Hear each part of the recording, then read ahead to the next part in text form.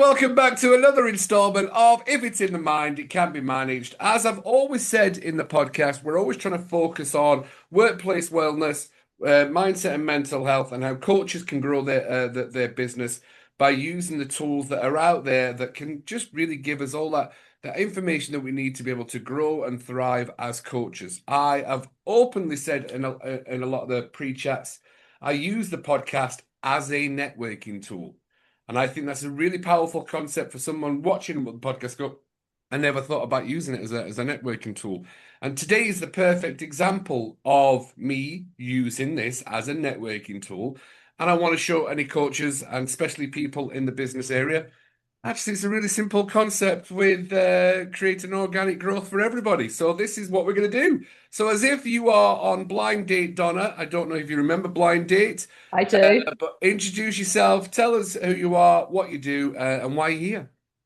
So, hello, I'm Donna Obstfeld. I run an HR practice called DOHR, and we've been going for about 19 years. And we help businesses with anything to do with their people, hiring, managing, inspiring, and firing.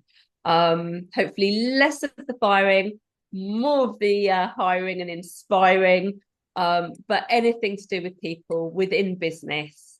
Then there isn't a lot we haven't seen. I love that. I'm going to come to later on the costume in the podcast. I'm going to ask you a question which will be directly in part to that. So, Okay. Donna Obsfeld, let's do this. Let's talk about the elephant in the room. The elephant in Is the room. this not only a simple, quick book for people to read and go, right, I can go and do that. I love it. The elephant in the room.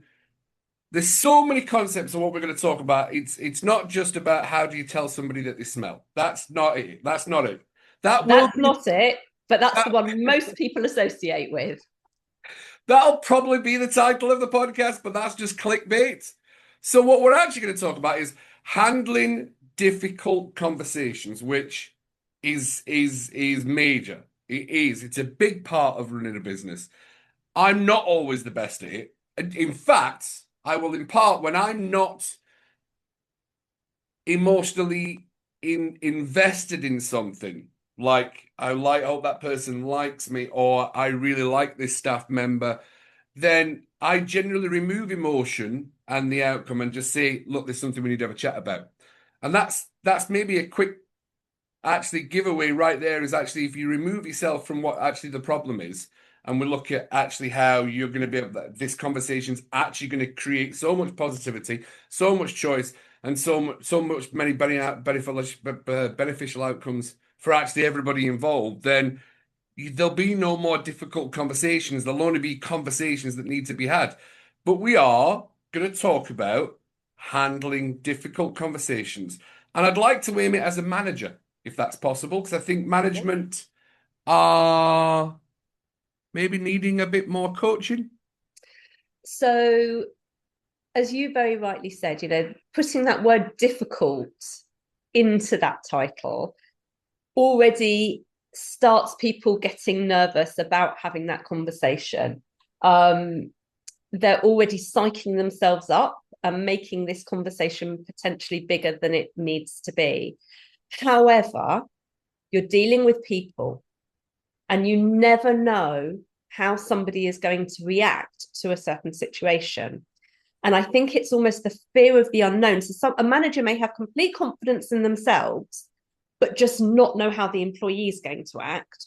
Or the manager could have been perhaps over promoted, have never been trained to have a conversation about a difficult topic or a sensitive topic.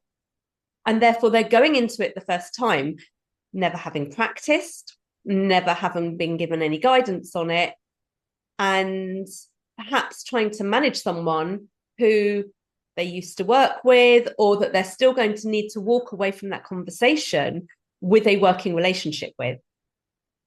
So there's a lot going on that when someone goes into that meeting or stops to have that conversation, they're taking a lot of baggage into that setting before they've even started. So I have got 1,001 references to everything that we're going to talk about today, which is when I read your book, I'm like, this is right in my wheelhouse. So there's something that I genuinely impart to people in the world that I think everybody should work on cruise ships. I genuinely, but I'm going to explain to you why, Donna. If you've never worked on a cruise ship, you'll not understand. I've never been on a big cruise ship either. Been on little Oh, ones, but not I, on big ones. so working on them and going on them, two different things. But I'll help you visualize. Actually, oh my God, I never even thought about it like that. What was the size of your cruise ship, Donna, that you went on? First one had 16 passengers and the second one had 32 passengers. Right. So if you consider, and how many staff was on there? Um, Probably about 10 on the first and 20 on the second. Wow. I'm sure it was a cruise ship and not a canal you were on. We were out in open sea, I promise you. On one point we had to turn around and go back for safe harbour. Yeah. So you've enjoyed that cruise experience. I'll talk about the cruises I used to work on. There was 6,000. There was anywhere between, let's say, 1,000 to 2,000 staff working for 6,000 Yeah. clients on the ship on the bigger ships that we worked on. So you had anywhere between 5,000 to 8,000 people on a tin can. A moving village, A a mo moving town. a moving village. So, for anyone listening to this, I was a cruise director. I have spoken about it very openly. Loved it. It was great. I got fed up with politics and people, so I thought, do you know what? It's just no longer for me. However, I was a cruise director, and that meant I was in charge of up to 100 staff and 10 senior managers. We all lived underneath the sea line Yes. Yes. in small cabins. What they generally did to make it really helpful, supposedly, is they would put kind of departments in the same area because you were on the same work time. So there'd be a certain amount of noise made in the dining room area. They would be up very early in the hours from like 4 o'clock in the morning till midnight. Then you had the bar staff who were working till 4 o'clock, 5 o'clock in the morning, and then maybe up from noon. Then you had the cruise division, which was the entertainment division, that would be, doing rehearsals in the afternoon and doing the gangways in the morning. So we had a certain area. So we would be in kind of a certain area, which means I lived with every one of my staff within the space of 10 meters. 10 meters. Let's just use that as an example. Now, Donna, I now know that you're creating a vision of, oh, so you're having difficult conversations with people, and then you leave your office and you have to walk past every one of their cabin doors to get to yours. And that was pure dread for Yeah. me back in the day until I learned how to do what we're going to do because we had some Yeah. great training at Royal Caribbean.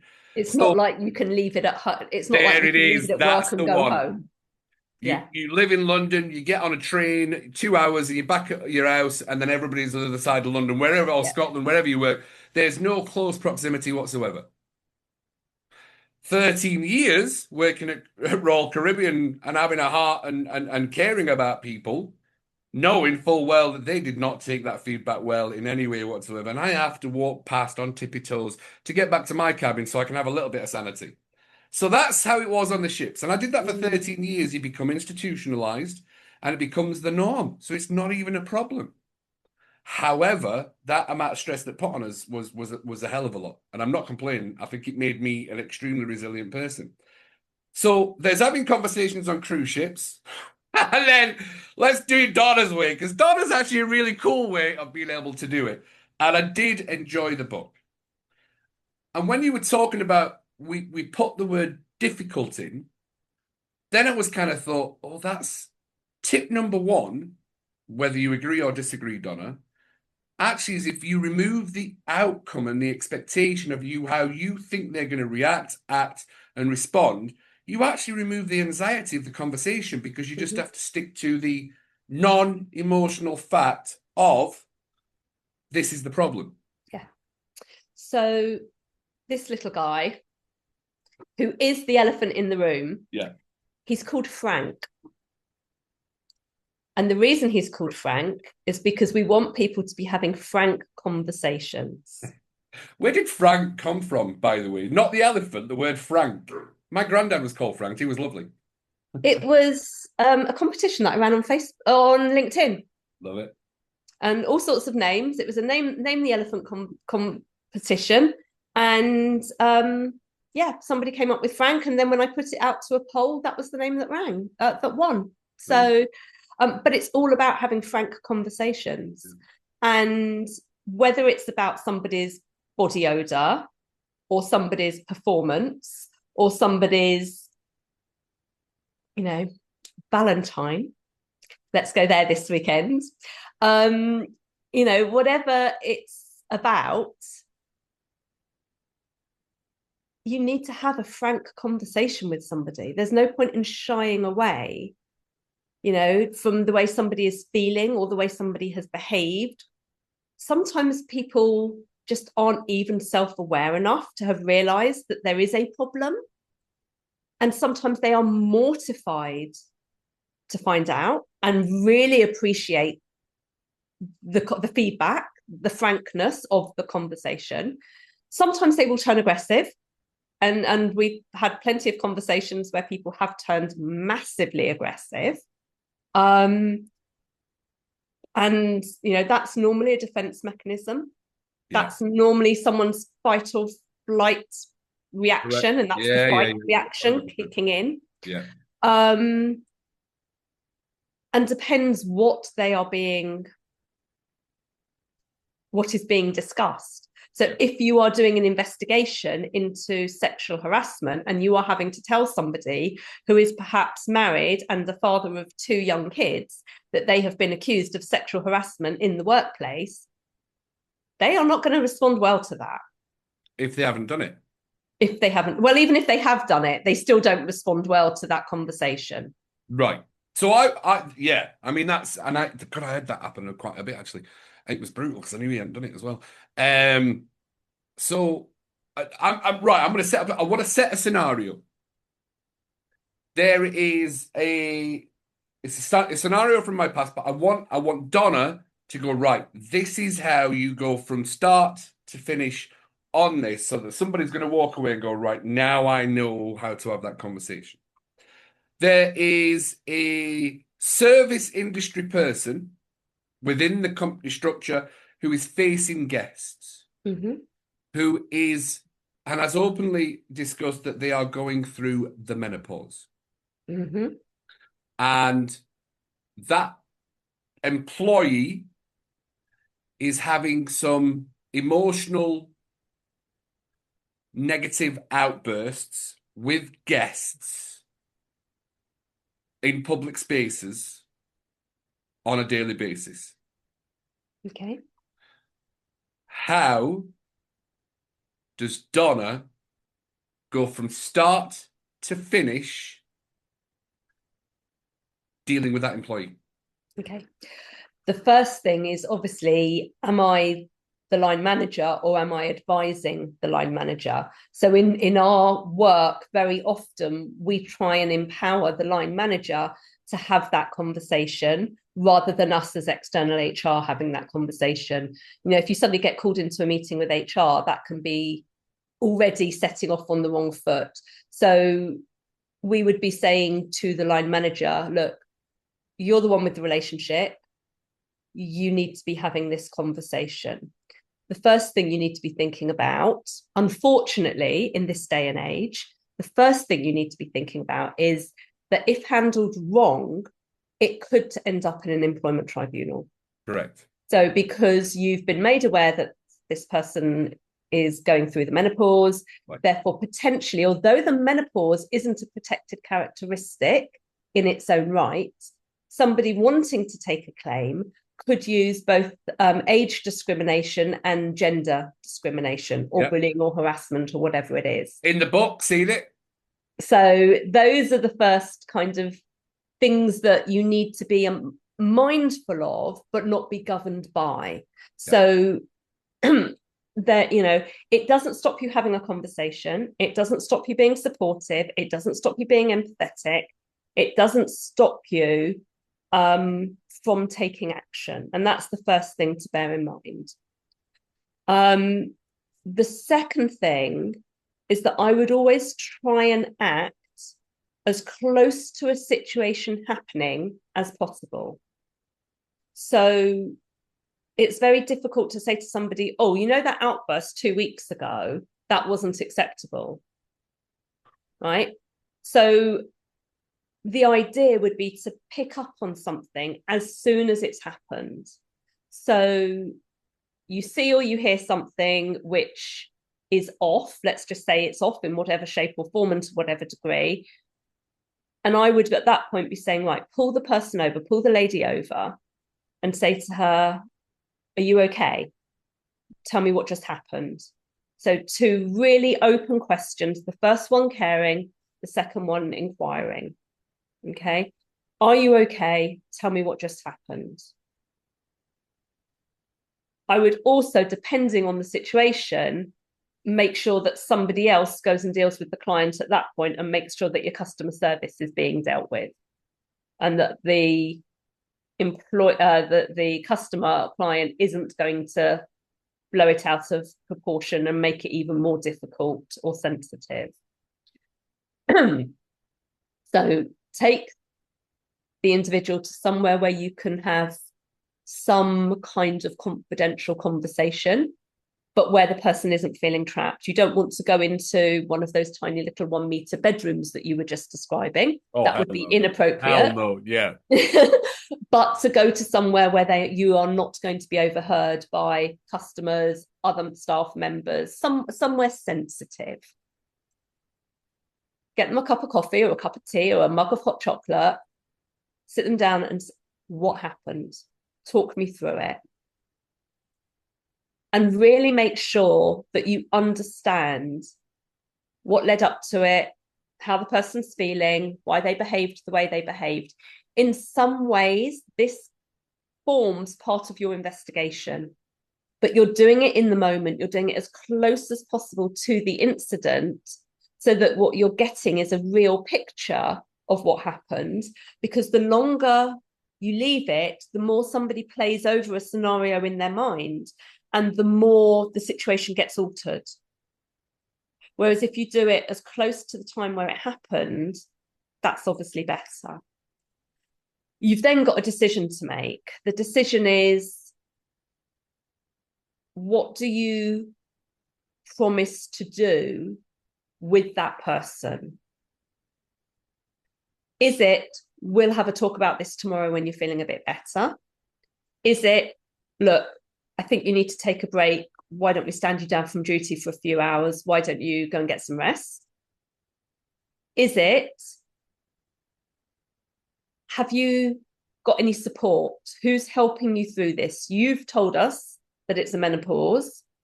Are you on medication? Is your doctor helping you? Are you under a clinician? Okay, so it's really, at that point, you as the person having the conversation is going to have to take a judgment call about what you do next. And again, questioning rather than telling can be much gentler and much more revealing. So are you under a GP? Have you got anybody supporting you? Are you on any medication? It takes it away from it being about the person being a bad person and puts it more onto the medical condition. And that's the same with somebody who's suffering from depression, anxiety, psychotic episodes. Just because an employee is behaving in a certain way doesn't make them a bad employee, doesn't make them a bad person, but they're going through something which is impacting them. and you want them performing at 100%. So what needs to happen to get them to perform at 100%? Now, there may be that actually their behavior was completely unacceptable and that you do need to go down a disciplinary route. Well, the question I was going to have is, right, that's the first instance. Yeah. So I think you've covered the first instance. You've allowed people to look. This is how we have the uncomfortable. In the moment, we ask open leading questions. There's no blame. There's more of a let's find out what's going on. Yeah. Now, 7 days later, boom, same thing happens again. What does the manager do? How does the manager handle that conversation? So again, removing the person from the conversation. And I generally, again, ask a question. Would it surprise you to know that I'm disappointed in what I've just seen? Or The disappointment word. Oh, oh, Donna, how dare you? not, I'm disappointed in you. I'm disappointed in what I've just seen. Why does that? I remember that from the 1 Minute Manager. The What's one that? minute manager, the 1 Minute Manager was a managerial book Ken on Blanchard. I've Was he no the 1 idea. Minute Manager? I think it was, and it was a good one. And it was never say you're angry, just say I'm not angry. I'm just really disappointed. He went the amount of change you'll get, and you know what? The second I tried it, I was like, oh, that really works. It completely disarms them. And then there was another cruise You director can't that overuse it though, because if they know that that's no, your because line, you no, can't you can't overuse have it as your it. buzzword. I'm so disappointed. I'm so disappointed. Just disappointed in you right now. No, it's My perfect. brief just now was it's the second incident. So I didn't use it in the first You incident. I'm didn't. using it in the second Second. incident. And Brilliant. I'm only disappointed off the back of the conversation that we'd had last week. Yeah. Right. Perfect. Now, And I'm asking the person if they are surprised that I am disappointed. I like that because then it goes back to them so that they can answer your questions. Yeah. So there's And no sometimes, accusations. no. There's no awkwardness. There's, on a positive side, control from the manager. There is actually you're creating a this is my job to be make sure that I'm managing you correctly.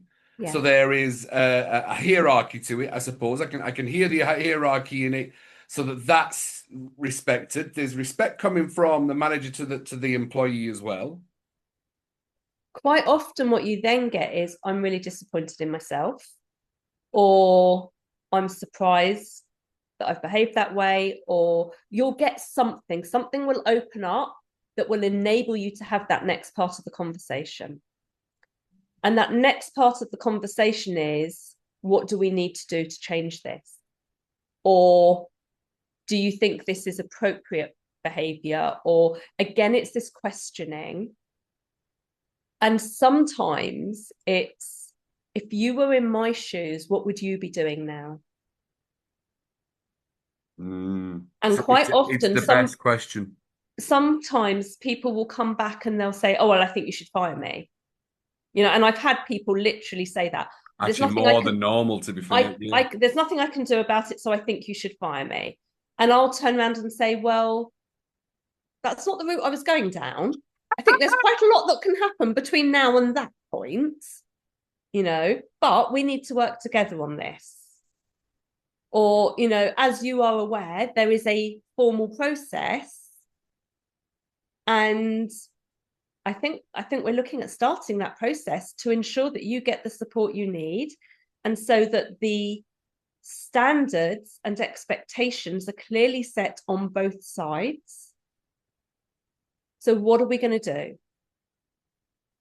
And it could be that it's a standard setting letter. It could be that it's the first written warning. It could be, now this isn't necessarily going to work on a cruise ship, but in most business settings, it would be, let's write your GP, let's send you to occupational health, let's really understand what you can do, what you need support doing, whether you're on the right medication, whether or not there's anything different that you could be doing, whether there's anything different that we could be doing.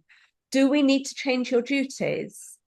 Do we need to give you a break in duties while there's an adjustment in your medication? What do we need to do to support you so you are not put in that situation again? See, there's something that we did I thought it was just like a worldwide thing, but we used to have, they were called POLs, performance opportunity logs. They were basically logging the conversations that we'd had. It escalated it to, let's have a chat, to let's just have a structured chat that we're going to record. Yeah.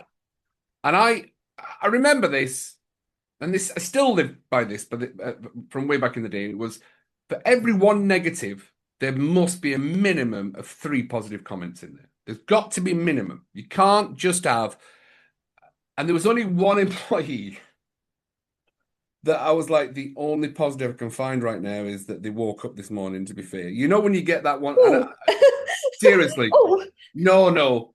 When I'm speaking as a manager from, the managers are going to get themselves into a state of like, I can't literally find any positives about this. Do you know what I would do in that situation? And that's why I want to have that conversation. Yes. I would ask them to tell me what the positives are. Yeah, no, it's very good. You tell me what the positives are, then you've got them talking about the positives, then boom, this is what you need to work on. Right. And if they can't find any positives, then you understand what the awareness, the self-awareness is. Yeah. And if they can't find any positives, then they're more willing to accept the feedback that you're providing to them because they can see it from your perspective. It's a little bit like the question, what would you do if you were in my situation? Yes. It's a little bit like laying the plank and helping them to walk it. Yes. Perfect. And I love that. So this is actually literally a podcast about how to start creating those frank conversations that you're going to have. Yeah. And for someone watching this, if you just take away what the outcome that you believe is going to happen, which they're going to flare up, they're going to get aggressive, they're going to name you, shame you, whatever. How often does that happen? Because it didn't happen that often with me. To be fair, it was never as much as what I thought it was when I was. It's never as bad as you think it's going to be, but you can expect pushback. And sometimes the pushback doesn't come in that first meeting, it comes afterwards. Yeah. In sort of the ongoing behavior and the ongoing situation. But you do still need to be aware of the fact that it might happen so that you can prepare your behavior in the event that it does happen so that you don't negatively respond to that behavior. Preparing yourself and prepping yourself, yes. If you're not expecting it at all and somebody lashes out, a less experienced person could lash out back. Yeah. Well, you're just a waste of time and I'm going to fire you anyway. Or I'm going to, regardless of this, I'm going to see the back of you, and by the time all of that's said, there is no putting, anything back in the box that, there's no shutting it down. Once you've got an employee who's responded badly and a manager who wasn't expecting or even was expecting it, but they've let their temper flare. Yeah. They've said the wrong thing. Now you've got emotion against emotion. And all of a sudden, whereas the employee may have been absolutely the one in the wrong, the manager, because of their reaction, has just given them 10 tons of ammunition for claims against them for bullying, harassment, racism, ageism, disabilityism, whatever it is, whatever's come out of that manager's mouth, because they hadn't properly prepared themselves for what could happen. Yeah. I have been in situations where people have literally stood there and yelled and screamed in my face, and I've just let them do it. And it's terrifying. And my reaction was afterwards shaking from head to toe. But at the time, the moment, yes. I literally just stood there.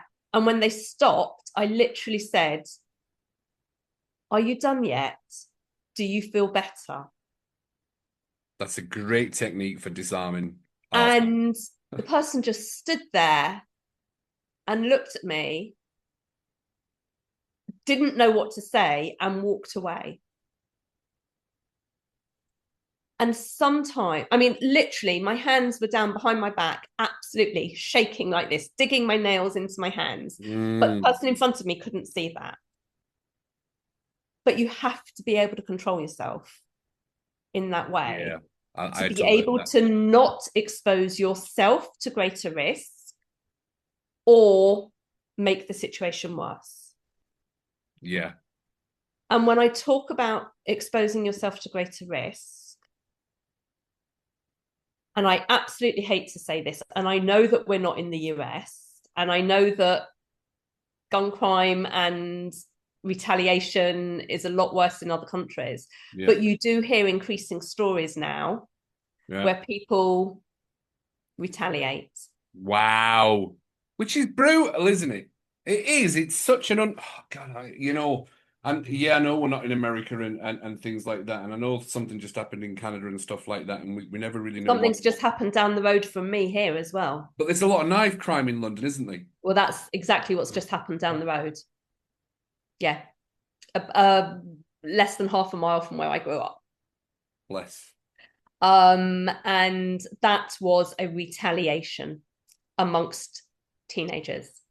And as those teenagers come out into the workforce, if they think that that behavior is acceptable, it could come into the workplace too. And Yeah, that's a you're not problem. wrong. And it What does happens in even now. schools. It happens a Yeah. lot in schools. I actually do feel quite sorry for teachers. I genuinely see, and I know a lot of teachers, and I'm just like, wow, we would never have said boo to a goose. Don't get me started on that topic, because two people very, very, very close to me have just left teaching for almost exactly those reasons. I mean, it's just brutal. Yeah. I wouldn't want to be a teacher now. I used to be a scout leader. I used to deal with young people day in, day out. I used to teach them how to use knives, how to use axes. Oh my God. Like, that's what I'm used to. I'm not used to what goes on in schools these days. How to use axes as a But scout. those people with that, It's a tricky one to have it's because you not a don't want to. mentality, but You it's don't want what's to seen judge. as, It's. I yeah, get it. It's a that like. Do you know what, Donna? That's a difficult conversation to have. it is.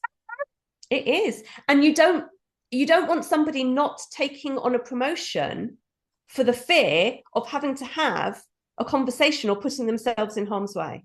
I once had to fire somebody. I can't remember. I think the story may well be in the book, but I once had to fire somebody, and we didn't really know who this person was. They hadn't passed security clearance. And even to this day, I still don't know who this person actually was. But when I was sent home that evening, I was working for the ministry. I was working for a contractor for the Ministry of Justice. When I was sent home that evening, I was told to get the kids out of the house. I was told to make sure that all of the doors and external windows and everything was locked. And I was told to make sure that the house was alarmed. That's because I fired somebody who had failed their pre-employment screening. Oh my God. Do you know what? When you were talking about that, and I remember there was two. I always look at where was I? What part did I play in it? And it was a lack of knowledge on my part, so I didn't know what I could ask for or couldn't ask for. So actually, for the employee that was working for me at that time, I actually didn't really. I could understand the frustration. I could understand, and I would openly say, "Look, I don't know your job. I'd love to know your job, but I'm used to the job getting done this way, and this is what's been successful in the past, and we want to see that happening again." It was broadcast technicians that we had on the ship that would redirect the satellites and move things around, and we had the guy that had left. Everything was working. Then a week later, we had no satellites on board. We're like, well, what's gone wrong? oh, well, the system had been hacked, so you couldn't do this, this, and this. So I had to reset the system, put it in, and now we don't have satellite. I'm like, can you not just rehack it like the other guy did? No, so that's illegal. You know, it could be compromised and things like that. All right, okay, no worries. So I did have to go short side and ask, and they were like, he's not wrong, but the hack was in place so we could make it work. And Donna, right, and I don't work at that place of work anymore anyway. But so it was just like it's kind of one of those things where you might just have to wait 6 weeks and then it'll probably get fixed when the other guy comes back. All right, no worries, not a problem. Yeah, depends what the satellites are controlling and hoping it's not your navigation system. It was something to do with a rotating thing of, and they were like, yeah, we have to keep it stuck at that one, but if you just lower it down to that degree, and that honestly, it was technical stuff.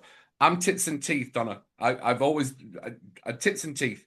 I'll put on a show. I'll dazzle you over here so you can mistake that one. I'm very good at. I used to be a magician, so at misdirections, I'm fantastic at it. To be fair, But ask you to rewire a plug, maybe not so much. Absolutely not. By the way, I did it once. Strangely enough, moving on, and my brother-in-law came round and he went, "I don't even know how you've got a house left." And I did one plug in this room. He went, "I do not know how you have a house left because of switching it back on and going, oh, someone's buzzing." I'll turn it off. Called him round. He went, "What were you doing?" I went, "Oh, I saw something on YouTube." So no, I can't wire a plug in anyway whatsoever. He went, "Don't ever, ever, ever, ever go near a plug socket ever again. Call me and I'll come round." I'm like, "All right, cheers." That's why you always want to make sure that you recruit the right person with the right skills to do the right job. Yeah, which absolutely. Now, and this is actually what that's exactly what Royal Caribbean started doing with the technicians and stuff like that. So there's actually two questions that I've got because this is I think there's going to be so much value for somebody. You've literally broke it down on how to do it, and that's generally what we want in the podcast and things like that is. So there's two things. I want us to talk about the elephant in the room, which is an uncomfortable conversation of somebody who smells. Mm-hmm. How do you approach that conversation so that it's a win-win? Okay. So there is my famous question opening. Would it surprise you to know that I've had a few complaints and people are quite concerned that you have some body odor? Sometimes people go, "What are you talking about? I don't smell." And other times people go, "Oh no, other people can smell it as well. I thought it was just me." So we've had people do all sorts of things over the years. We've had people who have moved to the person's desk and put them by an open window. We've had people who have left cans of deodorant in brown paper bags on people's desks. I've got one client who, into both the male and female toilet, put roll-on deodorant, perfume, wet wipes, and all sorts of hygiene things into toilets so that staff were encouraged to make use of them. Got one client who paid for everyone to use to get gym membership at the gym next door to their office so people could go and have a shower during the day. But you still need instead of having the conversation. No, but you still need to have the conversation. So you put the measures in place for everybody so the individual doesn't feel singled out, bullied, or harassed. But you have the conversation which says, look, we've got all of these facilities. You need to make use of them. So, now again, bad smell could be medical. It could be hormonal. So there's always a conversation to be had. Have you raised it with your doctor? You know, there are pills, you know, if it's hormones, there are pills that people can take. There's, you know, bad breath is another one. I mean, that's almost worse. And that's more common. Actually, to be fair, the bad breath is probably more common. Yeah. To be fair. Yeah. Right. There is a conversation to be had, and it's, would it surprise you if I told you I need to have a difficult conversation with you? I know this is going to be really uncomfortable. We are both going to be embarrassed, but out of respect for you, I need to give you some feedback.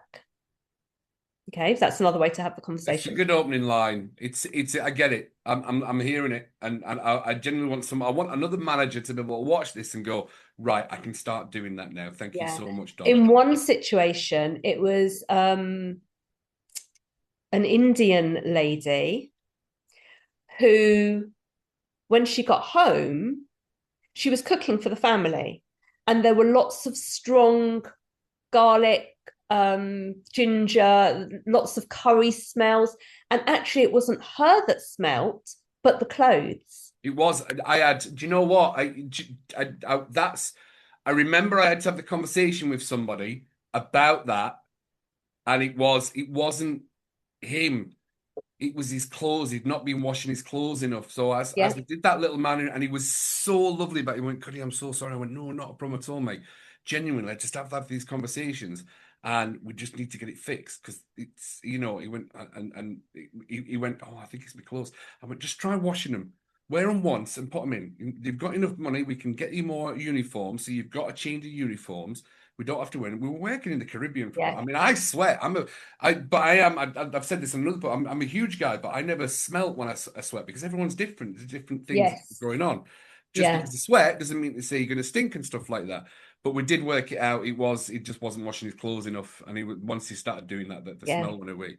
And So for some people, you know, they're just not aware. And once you've had that conversation and you've supported them through it, it buys huge respect and it mm, also loyalty.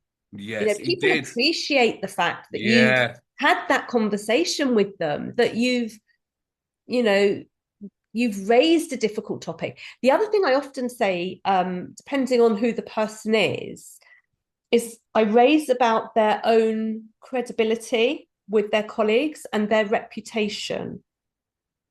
You know, I'm telling you this because I don't want it to damage your reputation. yeah, I'm telling you this because you are liked by your colleagues and I don't want it to do any harm to that relationship. So yeah, sometimes the way you couch that can yeah. be quite powerful as well. To be fair, I think that's a really powerful point. Is the people in my life I've had to have the frank conversations with are now probably better friends than I ever had Yeah. before Yeah. because it was came from that place of trust, respect, and I think we've got a possibility to create a different outcome. Yeah. That they were like, I really appreciate you having that Yeah. conversation. If you just turn around to someone and go, you stink, go sort yourself out, I that's not going to help them. That's not going to no, help you. it's It's not it's going to help the no, relationship. It's no use. You may as well not have said it. yeah, But if you do it in the right way, that's powerful. yeah, and it is. So we're turning that frank conversation into a powerful conversation, and Yeah. that's a fantastic reframe. I remember I had one. He's one of my best friends now, to this day. Just Um, bear in mind, you might be watching this podcast. no, he actually told me this. He went, "Could I've not seen him for about 10 years, and we just started. He's about to get a promotion to this fantastic job with cruise ships." And I just liked him from day one. He had no emotional intelligence whatsoever. Genuinely, he had none. But he was super intelligent. I mean, and I'm really good at emotional intelligence, but I'm actually not that intelligent. But I remember, That's not an uncommon. yeah, Yeah, I that is quite common. The most common, the people with the most intelligence don't yes, necessarily have the common sense or the yes. empathy, or yeah, that is quite common. And I remember reading the book, Daniel Goleman's Emotional Intelligence, and it was high IQ and low IQ and high emotional, and I was like, oh, that's going to help me a lot because he did know the big part of the book was probably emotionally intelligent people get further in life. You don't need intelligence. So I was like, I'll read this book. This one's definitely going to be around. It's going to help me get more, and he did.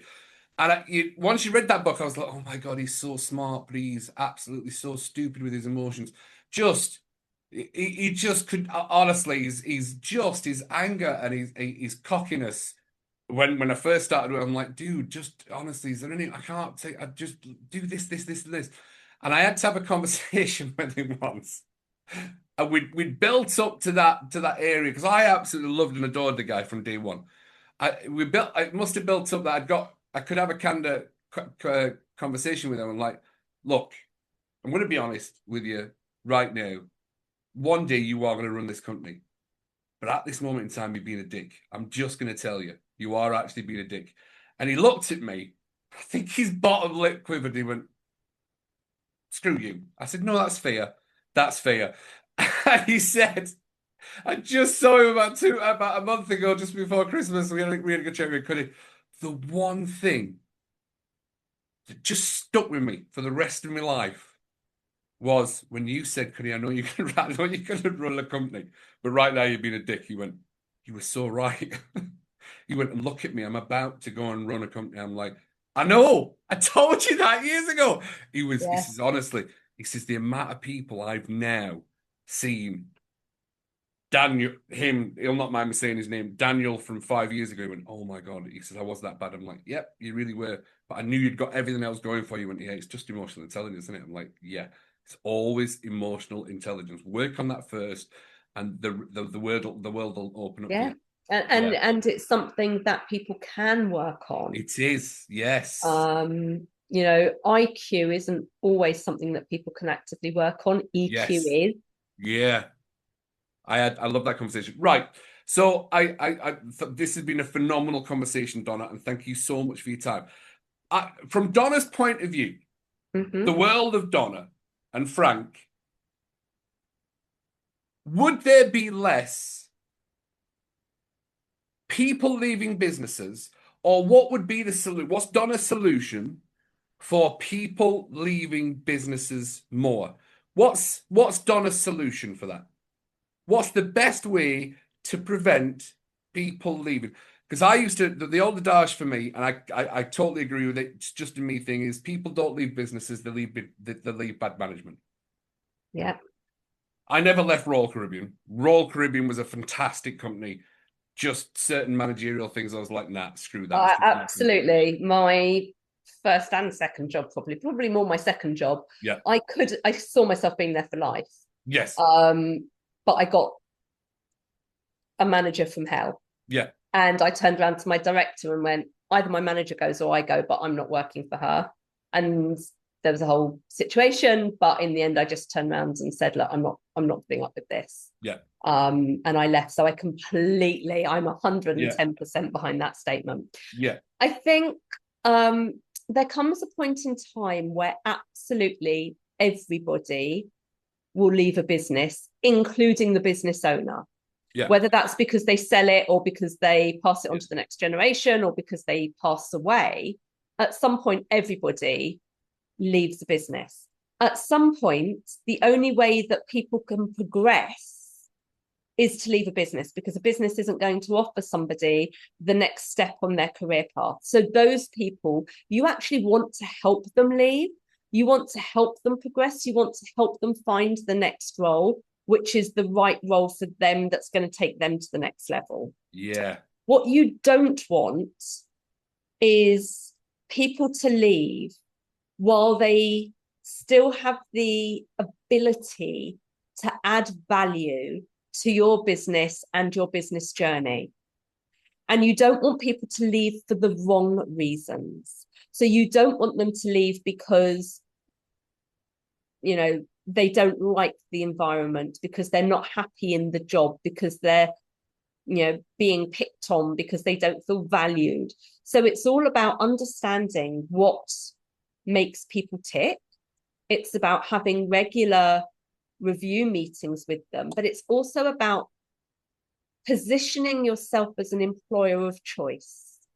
And the example that I use for this is that, you've got an ACCA qualified accountant.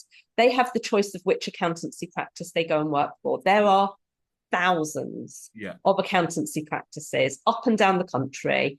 Every town, village has at least one, if not two, if not three, right? But people have a choice who they go and work for.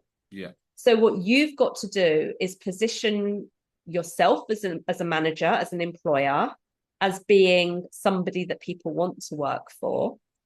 That doesn't mean that you give in to every request for annual leave and pander to everybody's sickness complaint. It means that you're fair and people understand why you make the decisions that you make. It means that you create a culture where people feel that they are not just a small cog in a big wheel, where people actually feel like they're contributing. Where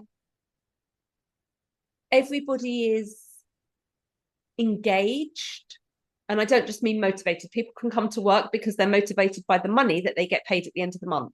That's different to engagement. Engagement is where people really get it and want it and thrive on it and would recommend you as the most incredible employer to work for. And like they would encourage their family and their friends and everybody to come and work for you because your business is the place to be. But that comes from being an open, honest, transparent manager, creating the right environment, rewarding people in the right way. And that doesn't necessarily just mean money, but it means benefits. It means, thinking about your team days, thinking about, whether somebody needs to go for a doctor's appointment and you allow them to take the time off, it's everything. It's the whole package. And creating an environment where people choose to come and work for you and choose to stay with you. You've got the best business in the world.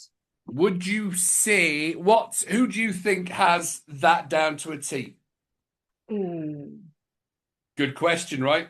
That's a really good question. And also, I've had people come to me and they say, oh, we want to create a Google culture, or I want to create a Netflix culture, because there have been various studies done on those large organizations. But actually, they don't realize that the reason that there are sleep pods in the office is because they make you work 18 hours a day. Yes, they do. The reason that there is concierge serving you your tea and your coffee and your lunch at your desk is because they want you at your desk, not socializing and mixing. And the reason that someone comes and picks up your dry cleaning and takes it away is because you've got no downtime to go and do it yourself. So you have to understand that when you're reading all of these values and culture and stuff, what's on the flip side? And it's really difficult unless you're actually working for a business. It's really difficult to know what it actually feels like working, honestly and truthfully. And just because it's right for one person doesn't mean it's right for you, because we are all individuals. We all have different needs and wants.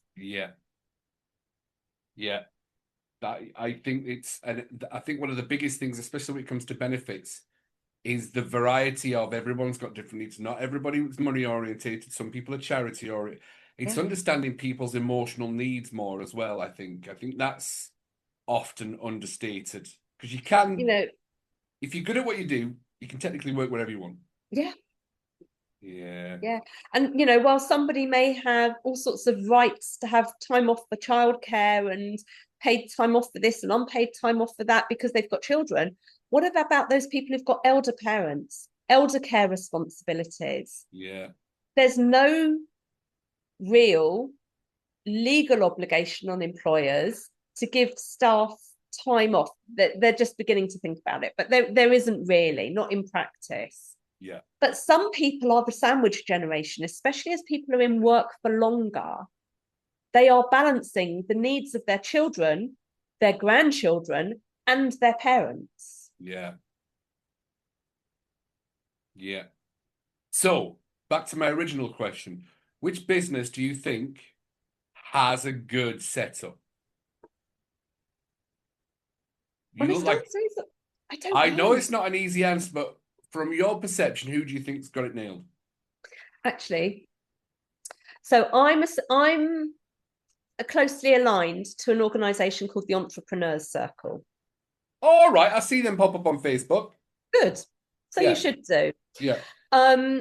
Now they've been going for 15, 18 years, something like that. Right. Very, very low staff turnover. Generally, when people leave, it's because they are being helped to leave. But they've moved to a model where it's very much work hard, play hard. but they do a 3-day weekend Every week. every single week. So 4 days on, 3 days off. Yeah, for most of the staff. There's a slight variation now because of a product. So they've got, I think, 4 days on, 4 days off for some of the staff. But the environment that's been created there, and some of that is modeled on Disney. Some of that's modeled on Disney. Some of it is the way they recruit. Some of it is just the personalities involved. But that's a great place to work. Is the entrepreneur circle kind of like it's like an action coach thing? You go and train to be a business coach. Is that no? So there is a little bit of that. That's one strand of what they do. So I am a coach with them. I'm a business coach as well. Right. And I've certified through them. But most of what they do is helping business owners to have incredible businesses. It's the marketing, sales. A lot of what they do is educational. Right. But the team that work there are incredible. And they've made a really, really conscious effort to recruit the right people into that organization. And they are Marmites. So you're going to love it or you're going to hate it. It's one where, you will choose to work in that environment or you will actively choose not to work in that environment. Yeah. That's lovely. I do see him pop up. Is he a tall guy with glasses? Nigel, yes, lost he weight. is. I know he's lost weight because last year I saw him, it was always his shirts that I saw him. And I was like, oh, there's a shirt I would wear. And then he does go on cruises because I'd seen a couple of his posts. And I'm like, that's a cruise ship gangway. That's a cruise ship corridor. I don't know the guy. Set it up for a podcast. There we go. He would Donna. love to do it. I can do that introduction for you. Oh, there we go. There's a referral for you. I'll be honest. Actually, I might fanboy him a little bit because look, I've just said I've seen his shirts. I know he's lost weight. Yeah, absolutely. I'll set that up. That'd be fantastic. We'll get him on the podcast. That's brilliant. Cool. Right. So that's really powerful. I think that's everything there that we wanted from the podcast. And I'm conscious of time as well. So I don't know if you can answer this in less than 5 minutes or not. Something that used to boil my pish, and that's a very Scottish saying, was why do I have to sit in a meeting when we all know that one person, but this meeting's for all of us that we all have to hear. And I'm like, why do I have to listen to it? I've not done any of these things that you're talking about, and we're doing it just so that one person there.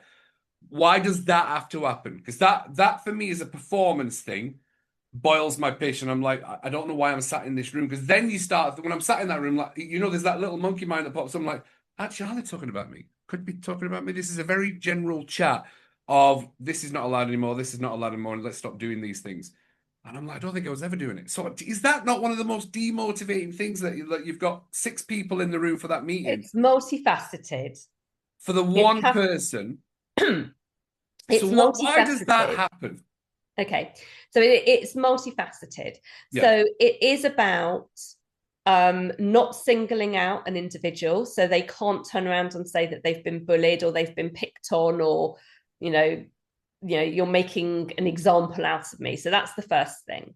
The second thing is, depending on what the situation is, it's a reminder for everybody that these are our standards, these are our policies, this is what we expect, which means that if someone else makes that mistake, then they can refer back to that meeting and say, well, do you remember this meeting? And there were lots of witnesses to it. And this is where we said our policy on smoking in company vehicles is that you cannot smoke in a company vehicle. We've caught you smoking in a company vehicle, therefore it's a disciplinary, or whatever it is, because you were in that meeting and you've received that briefing. So it's a little bit of education for all the staff. It's a little bit of covering your backside for management. And it's a little bit about sending a direct message to an employee in a way that they don't feel that they are being picked on. It's not, in some ways, it's a little bit of a lazy way to deal with things, but it does depend on what the topic is. And if it's being tacked onto the back of another meeting, then that may be appropriate, because you're not going to ask everybody else to leave and just keep one person back. So what I used to always remember from those meetings is the one person that meeting was about never cottoned on. It was on about, they were on about them. And I'm like sat there and I'm just like, oh. But that's your perception. Yes, correct. 100%. 100%. They may have been talking to you for all you know. And you may have been the because person we're looking sat at that. there. No, because I never got pulled in after. Because I tell you what, the kind of when I was staff and when I moved up, I actually would always stick around behind and say, "Look, just to make sure that we're clear, I'm not on this list for the." No, it wasn't about you, because I was socially aware enough to go actually just to double check this is not something I need to focus on. No, it was a general picture. No, you're good, Cuddy. Thanks a lot. Go ahead and live the rest of your life. Fantastic, perfect. That was I wondered, and I think that's a really powerful conversation for any managers that sat here going, why do we have to do that? Then that's the reason why. Yeah, it's a little bit of a drawing a line in the sand and saying this is our standard. Everybody's expected to hit this standard. If you fall below it, can expect a conversation. Perfect. Donna and Frank, this has been Frank. And this has been enlightening, and I don't think I've ever done this for anyone else actually, because I've had books from a couple of my other guests, but I've never actually talked about it as much. But this is available, The Elephant in the Room, available on Amazon. I got it, came very quick. It's such a good, and to say it, simple read for people to go, oh, right, I can start doing that, I can start doing that, I can start doing that. And there's a field guide in here as well. So, some issues people may never actually have dealt with themselves. And there's links throughout it to websites and things like that. And also, if you go onto our website, updated links are available as well, because people are often changing the resources on their website. So I link to things like Safe Spaces and Samaritans and all sorts of resources. As a line manager, your job is not to fix the problem. You've got a really powerful role to play in signposting people, and the book helps to signpost. Perfect. That's it. It's been a pleasure, Donna. It's been lovely. It's been fun. Right. Okay. Rate the podcast experience. So anyway, and we are still recording, by the way, because we've been talked for 5 minutes before we start. Rate the podcast cast experience, Donna. 9.5 out of 10. Look, I'd have been happy with 8. I'm not. I'm always somebody. There's always room for improvement, so you're never going to get 10 out of me. But somebody was like, you know what, Cuddy, you are fantastic 95% of the time. There's just this 5%. And I was like, well, first of all, you're not my boss. And second of all, I'd have been happy with 80%, mate, to be fair. So no changes from me. I'll carry on. All right, that's fair. Thank you so much. Thank you so much. It was a pleasure having you on, Donna. It genuinely was. Lovely to join you, and I look forward to listening to more of your podcast. I have a feeling there'll be more opportunities for you to come on, because I love it when we get more guests coming back, especially because we work in the same field, and I think it's such a powerful place for us to be able to really get that information out that people need to know about your services, Donna, and that's the most important part. So look, I think as I wrap up this, there's been some amazing words and value for this, but for absolutely everybody who's subscribed, we're up to over 35,000 subscribers on the podcast right now. It's a pleasure having you joining in with all the podcasts. We know we're dropping 2 episodes a week. It's a lot of content I create, to be fair, Donna, but there's always a solution for every problem. And if it's in the mind, it can be managed. And as always, big love from Cuddy, and I'll see you on the next episode of the Mind Management Mentors podcast. Thank you. Bye.